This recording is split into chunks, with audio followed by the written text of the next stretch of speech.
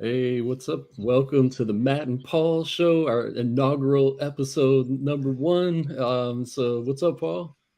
I'm good, buddy. How are you? Oh, great. Just waking up over here. So I'm a little bit red eye. It looks like I smoked a bowl this morning. I'm ready to rock and roll. Got my wake and bake going. But yeah, this is just going to be like a more loose talk show that me and Paul are going to have. We're just going to talk about our thoughts because we do a lot of consulting people and we're always talking to brands. And so we know what works and what doesn't work. And we're just going to shoot the shit and have fun. Yeah, I think I put a post on my personal profile saying I'm going to piss a lot of people off with these kind of shows. What I mean by that is that we're just going to be very straight to the point.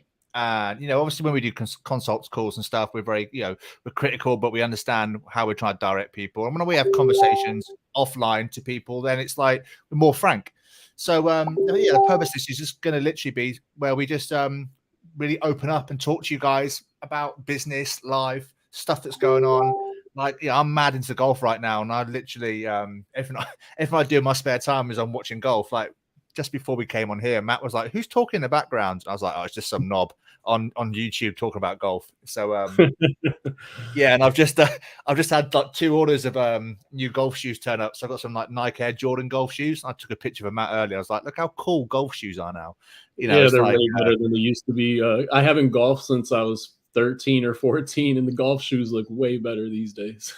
yeah, if you're targeting the golf niche, target me because I've probably spent about 7 grand on golf in the last month just because I got back into it, buying clubs, buying stuff. You know, um, Nice. so Yeah, and yeah, that's a so good point. Like go ahead. talking about niches, like that's the problem that I would say 90% of CBD brands, they try to sell to everybody and they don't have a niche audience that they're trying to solve their problems. Yeah, we see it all the time, right? It's the so many people, in the CBD space, outside of CBD space, someone selling services, people selling any type of supplement, whatever it may be, the medical space. The biggest problem is they always say this: I'm struggling for sales and I can't get traffic. And generally the reason is because they haven't got a clue who they're targeting.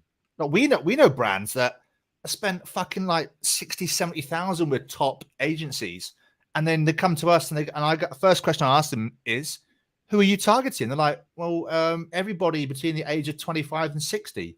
I'm like, that's not a fucking target market. It's like, if I'm not pals with loads of 20-year-olds and I'm not pals with loads of 70-year-olds because I'm 45 or 44, nearly 45. I'm a 45-year-old man. Do you know what I mean? So I'll engage with people my own age or people that are like me.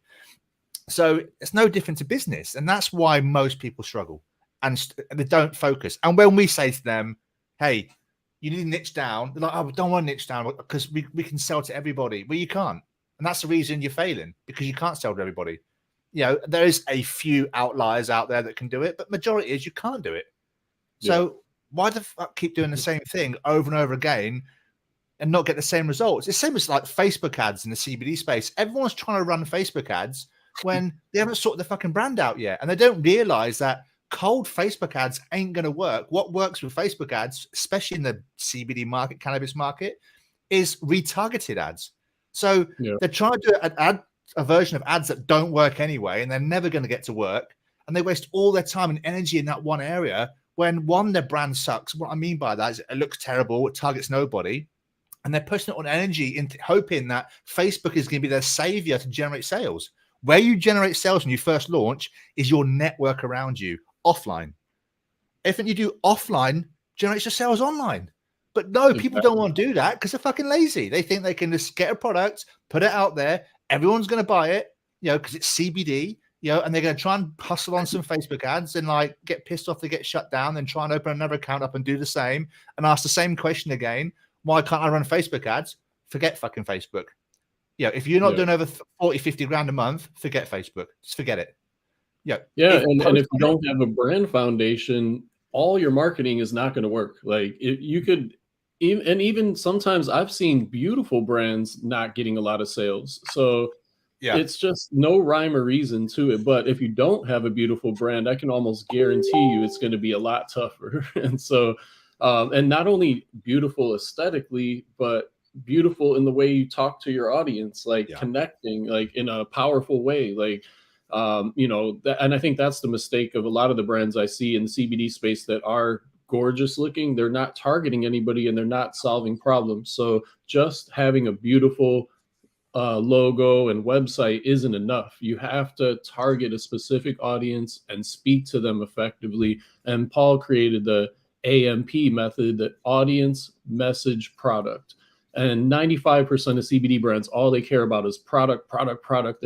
We're CO2 extracted, pharmacist formulated, blah, blah, blah. Nobody cares about that. Like, they care about how you're going to solve their problems. And the way to do that is by talking to a specific audience with a message that's powerful to them, AMP. And that is really powerful in itself, just building that brand foundation. And like you said earlier, I was new to internet marketing when I started Hemp Logica, my CBD brand. Like, I had always done retail. I had dispensaries, I had record stores, I had recording studios, but I'd never, ran an online business. And when I started, I thought, oh, I'm just going to build this website and the customers are just going to start coming out of nowhere. But it didn't work like that. And I even had a Facebook group, Facebook/CBD, that my partner got years before. He's a visionary. We had 100,000 likes on that page, and nobody was buying from us. It still didn't work. Like, even I thought, oh, I got 100,000 people, I'm going to be able to get sales on day one. It doesn't work like that. And I had to learn how to institute the spokes in the wheel and find all the different marketing angles to put it all together. And then once I figured that out, we started getting sales. But you can't just build a website and think people are going to come. No one buys products. No one ever has bought products. They buy into a brand and what the brand does. Whether it's Pepsi or Coke, right? Coca-Cola. They don't just go and buy Coke because they'll go to the cheapest store ever and buy the cheapest Coke they could find. But they're usually on Pepsi or Coca-Cola, or they're Adidas, or they're Nike, or Under Armour, or they're McDonald's, or they're Burger King. It's like, that's how people buy into brands. They don't buy products as such. Here's a prime example. So my stepdaughter, she's 18. She works at a salon and does nails and beauty stuff here. And they're struggling to get sales because the owner has got their head up their own ass and doesn't know what's going on. And I'm like, and like, she goes, oh, my stepdad does this for a living. Do you want some advice? Then like, obviously they're like, no, we're going to get.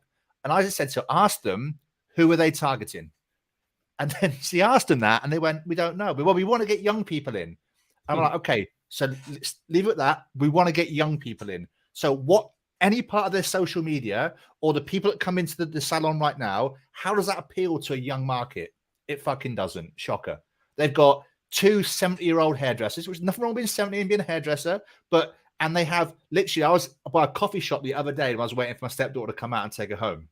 And this old lady got out the car and she was on crutches and she's literally on a deathbed and being wheeled into the hair salon to get a haircut. Now, that's not going to appeal to young, funky audience. So I suggested to them, why don't you just do a day where you get loads of young people in, like my stepdaughter's friends and her friends, and get them all in and cut all their hair and like doll them all up and like take pictures and put it all over social media. And the business was like, well, we can't really do that because we've got to pay bills. I'm like, so it's like people want something, but will do nothing to get it. And there's no different to, like, well, we talk about brands all the time, and you alluded to having some brands that have spent a lot of money on creating really cool brands. And they are really cool. But the problem is always they don't know who they're focused on. So therefore, look, let me strip it back. If we're all single and we went onto Tinder, how many dates do you think you're going to get if your profile picture is stinking? You look grotesque. You make yourself look good. You haven't put any details about yourself. You're not. No one's going to swipe right, or wherever it is. I'm never been on Tinder, but no one's going to swipe right for you to go on a date if you look an absolute state and your bio is horrendous. So therefore, if your brand is like that to the outside world, how do you expect anyone to buy it? Why would you expect any influencer to promote it? Why would you expect any bricks and mortar store to take it on board as a brand they're going to put in the store? They're not. They're not going to do it, and no marketing will work. Yeah, and if they do, it's a flash in the pan. It might work for a little while. Like, you might crush it for a year or whatever. Like, I've seen some really ugly brands get sales, but it doesn't last. There's no foundation to it. So they might get out there and hustle and get some accounts going, but it doesn't last because aesthetics are important, people. And so, like, if you look at your brand and compare it to some of the biggest brands in the CBD industry that have beautiful looks to them, like Feels, Hello Ned, Equilibria, does your website look like their website? Because if it doesn't, you got some work to do, in my opinion. Like, you got to be up there with the A players, because there's over 6,000 CBD brands. Yeah, So I would add to that, man, and say don't just look at the big players in CBD space. Look at the big players in e-commerce yeah, globally in all different niches and markets. Then you'll learn stuff that's different because, yeah, it's right. There is ugly brands out there that do well. The reason being is because the brand, not the branding, the brand behind it, the person behind it, the message behind it is powerful. So when it's like that, it's like Supreme as an example. The brand Supreme, they can sell a brick for like $4,000 because they're a brand. Brands can sell like what? That's how it works. People buy into what a brand's about. My son made me buy him a Supreme T-shirt years ago. It was like $80 or something. It was just a thick cotton T-shirt that you could get from any screen printing company and print Supreme on it for like $20. But we 4 times that because of the brand. So it's not the quality in the CBD space. Quality of the product is super important, but generally, in most time, it's brand. Rolex and Tudor, Tudor watches and Rolex watches are made by the same company, but Rolex watches are twice the price of a Tudor watch. Why? yeah. Brand. That's Yeah, all it is. and it's about environment too. Like, I saw this post the other day.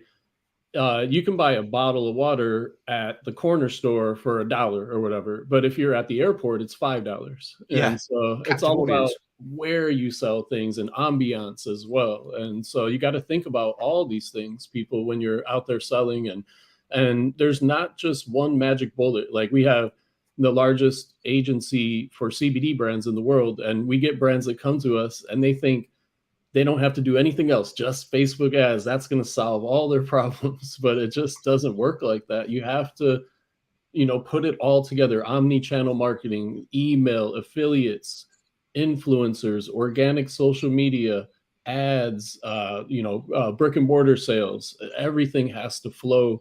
And most brands, though, that are huge, they usually do 1 or 2 things really good, and they focus on those, but they have the other things going as well. But they have like their focus on maybe 2 different things. And another thing, SEO is a long-term play, but that's important as well. Yeah, it's all critical, but ultimately it's this. You can jump up and down and say how great your business, your brand is to the world, but no one gives a shit unless other people are saying that. So other people create hype. I'm not talking about like getting someone who's like mega famous to create hype. The local yoga instructor, if you're targeting yoga market, creates hype for your brand. You want loads of voices, thousands of voices, hundreds of voices saying your brand's good.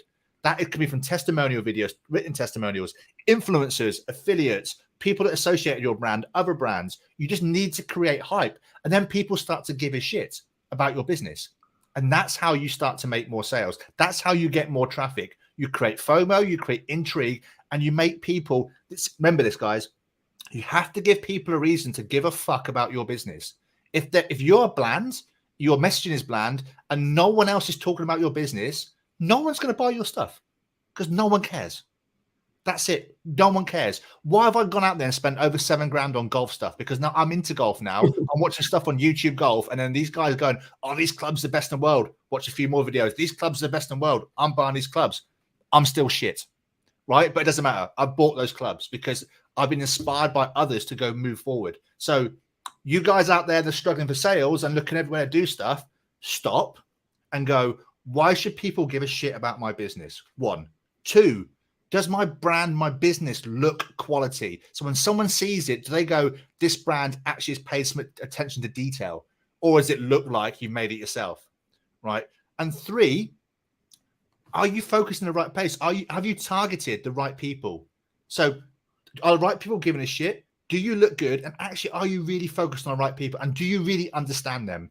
If you understand your target audience, they're going to buy your stuff because you speak directly to their mind. You don't speak to you don't create something and then try and find someone to buy it. You find someone, a group with a big problem, and you solve it. Exactly. And you could have a homemade looking brand if your goal is to sell locally at farmers markets and things like that and make like maybe 10,000 a month. If you're happy with that, then I've seen brands do that. There's nothing wrong with that. But if you want to be a national brand or an international brand, you got to have that look to it. It has to look professional. And the only way to do that is to work with people like Paul. If you don't have that branding knowledge, to really put together a solid brand. Like, in my opinion, when you're launching a brand, the branding aesthetics are more important than the products in the beginning. You have to have a beautiful brand. Of course, the products have to be good too. But like, if you don't have a great looking brand that speaks to an audience, you could have the best products in the world and nobody will know. Yeah, So Stefan, you interviewed the other day from Nanocraft. He said exactly that. He said his focus at the start, he wanted to be the Nike of CBD. So he had to have aesthetic. Not only did he have to have the people on board, like the surfers and the athletes and all the people that made the brand look cool and give the brand some hype, he had to make it look good as well. Obviously, that changes over time, but he had to make it look good. You know, yeah, he spent 8 months on that. Yeah. Like, in the beginning, I remember talking to him. He's like, it took me 8 months to get the packaging, the website, the logos, everything dialed in, and it's a beautiful brand. So best way I can sort of like use that that sort of the way. Sorry, the best way of getting you to think about it. Have you seen the Tinder swindler on Netflix? Oh, I've heard. That guy created a facade that he was super wealthy. He wore all the fashionable clothes. He had private jets and cars. A bit like Ty Lopez at the start. So they faked it till they made it, right? So your brand has to do a part of that. It has to fake it till it makes it. Your business has to look like it's $1 million. And it's like been around for ages, and there's a big hype around it because then people will jump on board. Yeah, and I know for a lot of people, financing is an issue, and so you got to figure that out. People like I just talked to my buddy the other day. He was in the military and he didn't have a lot of money. He was making like 15 grand a year or something, and he figured out the credit game, and he was able to get 0 interest credit cards for like 12 to 18 months. He bought a couple properties, kept going, kept flipping it, getting more cards, 0 interest, figured out the credit game. He has 160 properties now in 2 years. And so if there's a will, there's a way, and you'll figure it out. And if you do need access to funding, I have a great option. So reach out to me through DM, and I can hook you up with some people. But yeah, like Under Armour started on credit cards. Google started on credit cards. And so where there's a will, there's a way. You'll figure it out. And yeah, so that's the key, people, is just there's no magic bullet to this. You just got to hustle and figure it out. And in the beginning, you're going to have, like, I worked 13, 14 hours a day when I launched my brand. And I'm sure Paul did too when he launched 8 hours on Twitter. Yeah, just Twitter alone. Photoshop. Yeah, 8 hours a day on Twitter. And like one of our students, Dan, just sent us a video the other day. He did 7 figures last year he said he listened to Matt and Paul and he did what we teach and he executed. I see him out there hustling every day. And so you know, there's no magic bullet. You got to roll your sleeves up and do the work. Yeah, Matt, someone's put a question in the chat, and they put, if you're a brand who is focusing on targeting an audience for pain management, first off, that's not a target audience. That's very wide. Pretty much 50% of the world have got some sort of pain. They're managing it all the time. So pain management isn't an audience. But you're unable to write about CBD being used for pain. How do you reach this audience? Well, you gotta. So if you're talking about pain management, you go, okay, which type of person is in pain? Is it like mixed martial art fighters? Is it trying to manage pain for them? Is it elderly? Is it golfers with knee pain, elbow pain, shoulder pain? Is it hikers? Yeah, is it mums and lower back pain? Is it back pain? Is it pain management for menopause? Is it back pain from PMS? Is it hikers? Yeah, you got to niche down that far. Pain management isn't a niche. It's not a niche because you can't, if it is a niche, if you're outside of the CBD space and you come into the pharmaceutical world and you can launch a brand that sells a drug or a topical for pain management. Once you put CBD in that product, you're fucked. You can't market it, basically. You're limited. So you have to then focus. You have to focus on outcomes, solutions. Sorry, I should have said chronic pain.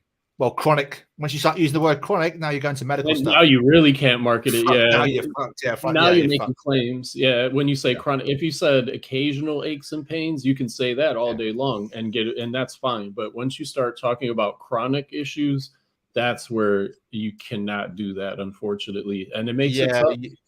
yeah. You want to start looking at maybe the inflammation when you start turmeric and if you're going for chronic pain, just get out of the CBD market. You're just literally going to be an uphill, but you're literally rollerblading uphill constantly. Or I mean, you could go for it, but you're taking a big risk by getting a letter from the FDA if you're making claims, and so nobody wants to get on the radar of the FDA. And but if you were focusing on occasional aches and pains, you could say those things, no problem, and you could market your products. Just like with sleep, you cannot say this helps insomnia, but you can say this promotes healthy sleep patterns.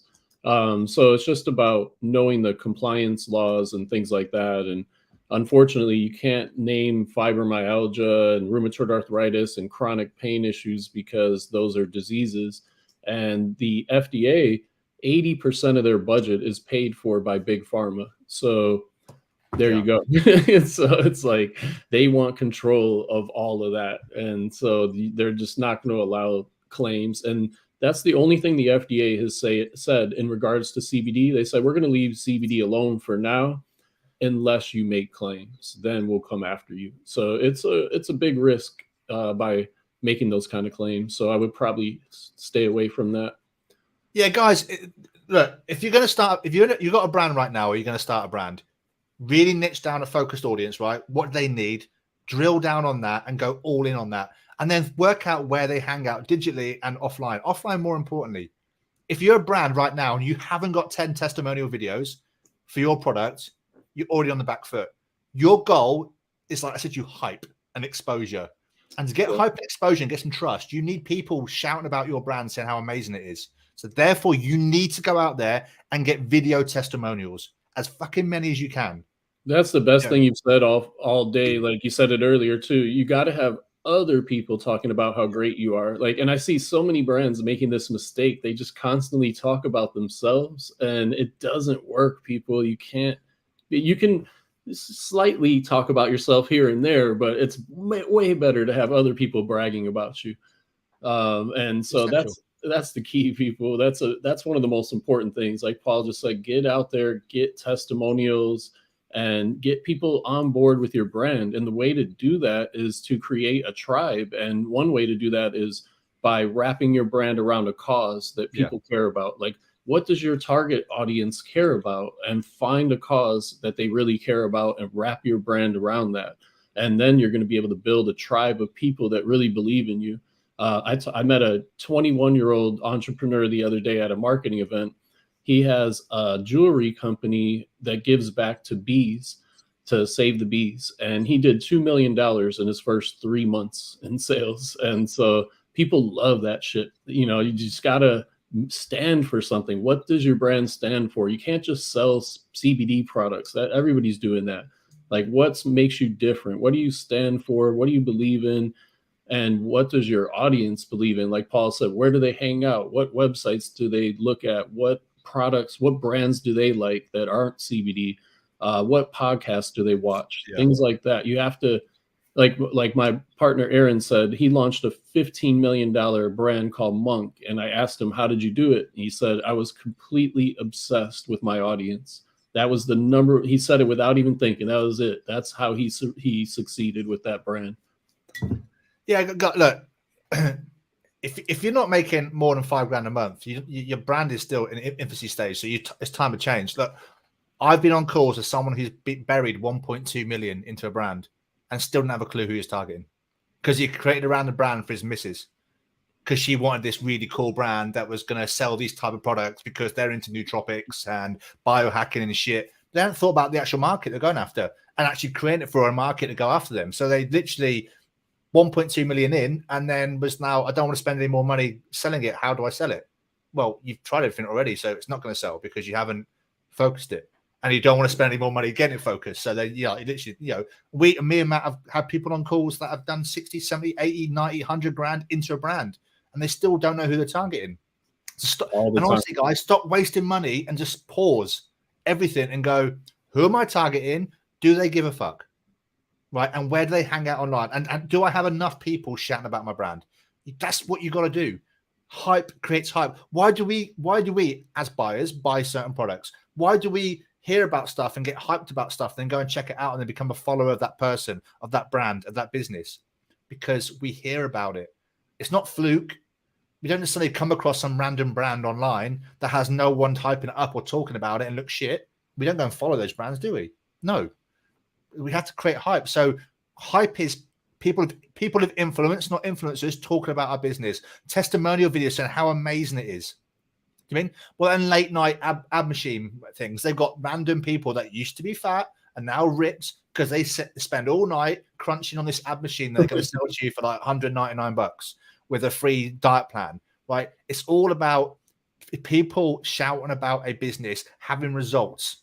Yes, in the CBD space, you're difficult to talk about results, but you can still get around that. If you're selling, if you're focused on sleep as an example, you can real drill down on how people feel the next day. You have to talk about you get people to sleep and you solve sleep problems. You just make people feel differently. There's so many ways you can do it, but you have to have a lot of people saying, shit, I took that product. Fuck me. I fell so deep sleep. I woke up the next day and I felt amazing. Do you know what I mean? That's what it's like.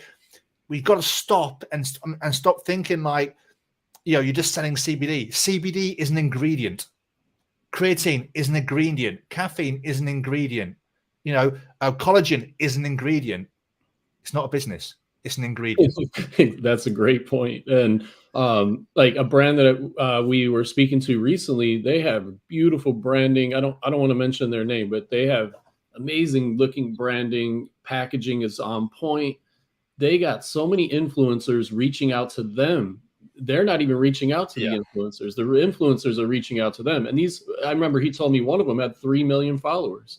And so these are huge influencers reaching out to this brand only based on the fact that it looks cool as shit.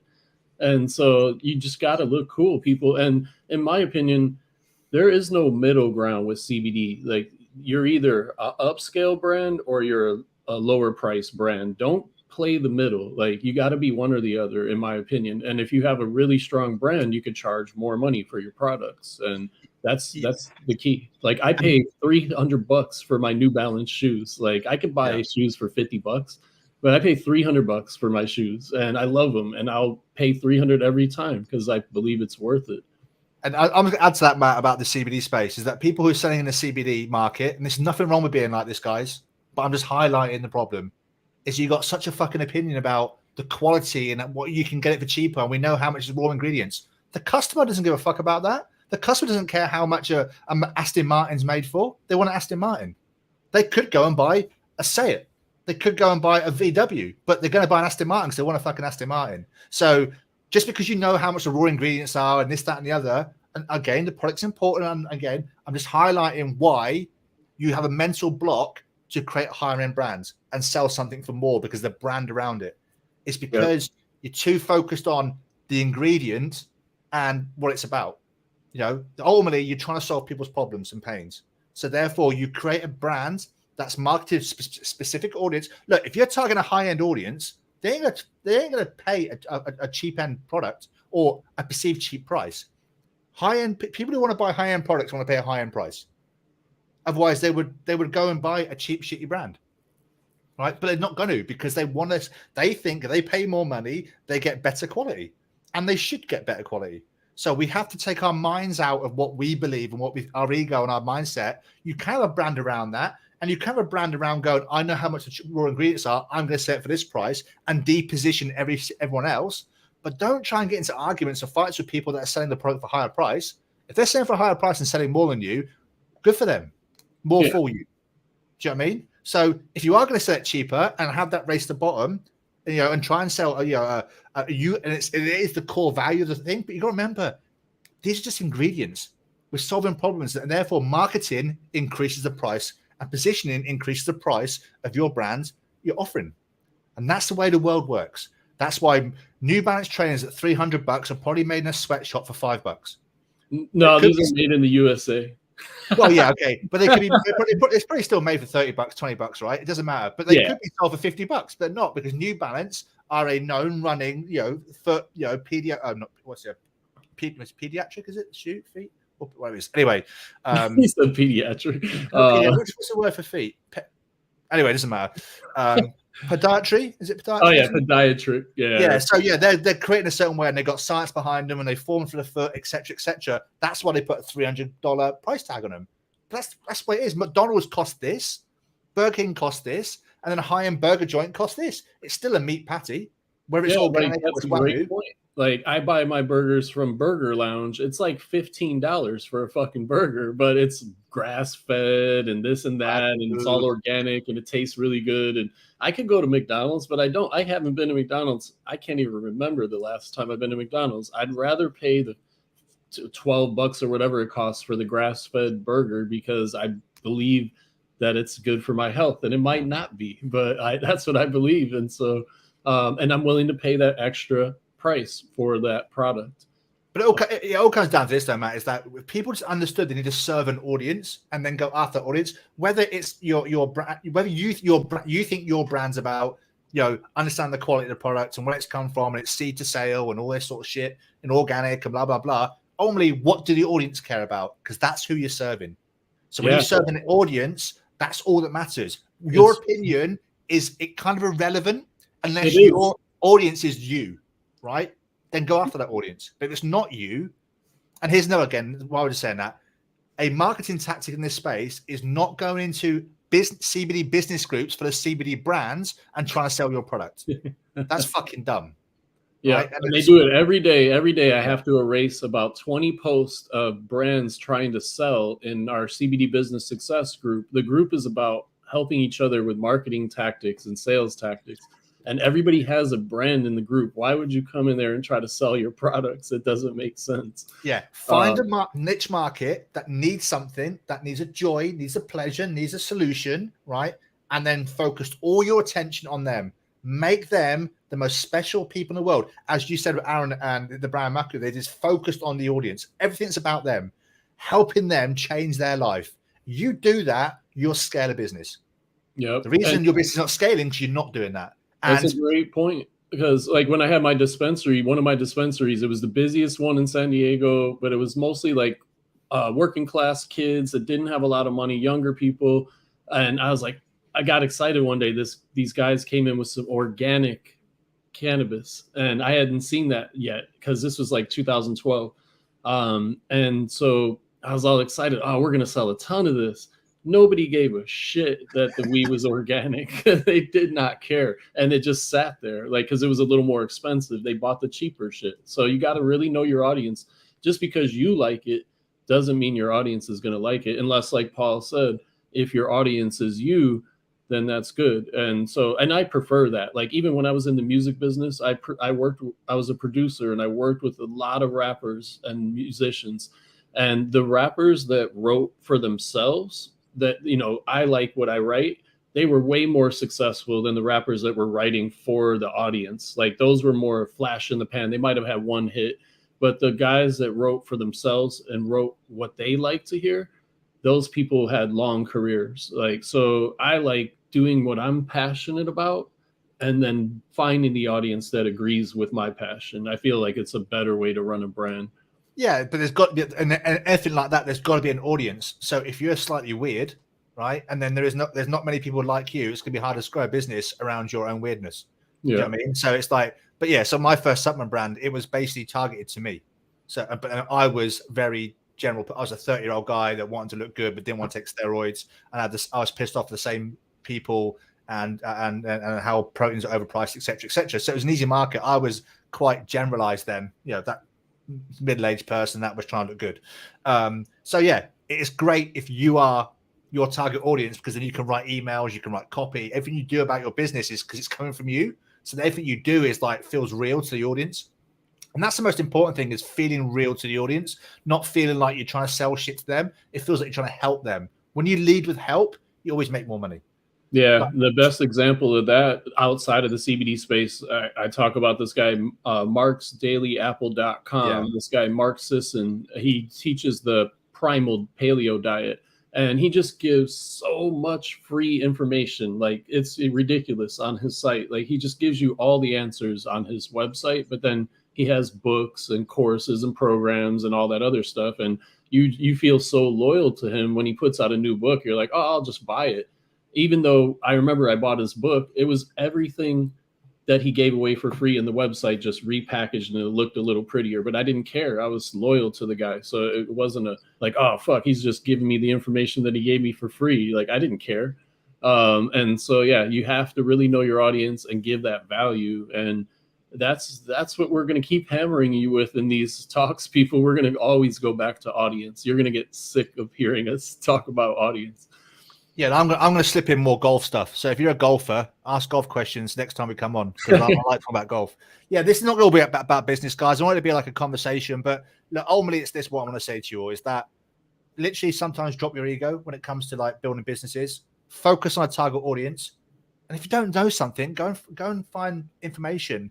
Right. The reason why we've had now 4 masterminds, we have a consulting agency going, and we have different groups and what have you going on, is because people come to us for the advice they need. The accelerator program as well, the membership site, it's like $99 a month, wherever it is. In there is the information you need to know. Is because here's what I've learned from working with startups all the way up to 8-figure businesses. The 8-figure businesses focus on the shit that works. The startups focus on the fluff that makes them feel good. So in between there, you learn to ditch the shit you don't need to do and focus on the stuff you need to do. And that's how you scale up. And the first part of ditching fluff is stop focusing on everybody, because you try to sell to everybody, you sell to nobody. You need to focus on a specific audience and start there. And that's step 1 of ditching the shit, the fluff you don't need. And that's how you get moved towards these 7-8-figure businesses, because they only focus on what works. They might try some new stuff, but their core is still what works. Yeah. What works for them might not work for another 7-8-figure brand, because they're all very unique and specific to that. Although their marketing is specific to them. So they only focus. If it works, they go all in on it. They don't keep trying to run fucking Facebook ads when they haven't got one live the last 2 years and still trying to find the magic silver bullet answer to Facebook ads. Stop, target an audience, and then go, okay, where do my audience hang out? Most of the time, it won't be Facebook. If you're targeting women 30 plus, it's more likely going to be Pinterest.